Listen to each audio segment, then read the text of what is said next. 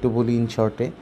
So এনডিসির ক্ষেত্রে বিভিন্ন শিফটে এক্সামগুলো হয়, প্রতিটা শিফটে আলাদা আলাদা প্রশ্ন হয় এবং ওইখানে হচ্ছে একটা এইভাবে সেটই করা থাকে। সাপোজ ধরো যে টোটাল হচ্ছে নিবে কয়জন, এই যে 1800 জন নিবে।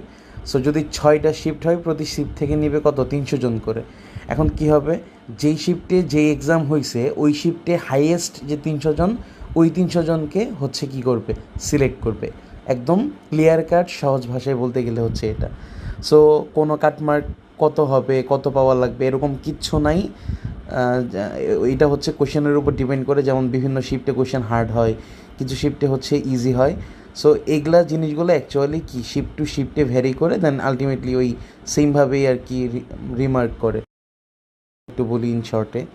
সো এনডিসির ক্ষেত্রে বিভিন্ন শিফটে এক্সামগুলো হয়, প্রতিটা শিফটে আলাদা আলাদা প্রশ্ন হয় এবং ওইখানে হচ্ছে একটা এইভাবে সেটই করা থাকে। সাপোজ ধরো যে টোটাল হচ্ছে নিবে কয়জন, এই যে 1800 জন নিবে।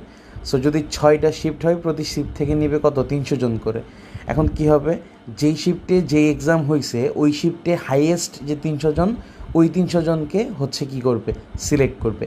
একদম ক্লিয়ার কাট, সহজ ভাষায় বলতে গেলে হচ্ছে এটা। সো কোনো কাটমার্ক কত হবে, কত পাওয়া লাগবে, এরকম কিচ্ছু নাই। এটা হচ্ছে কোশ্চেনের উপর ডিপেন্ড করে, যেমন বিভিন্ন শিফটে কোশ্চেন হার্ড হয়, কিছু শিফটে হচ্ছে ইজি হয়। সো এগুলা জিনিসগুলো অ্যাকচুয়ালি কি শিফট টু শিফটে ভ্যারি করে, দেন আলটিমেটলি ওই সেমভাবেই আর কি রিমার্ক করে।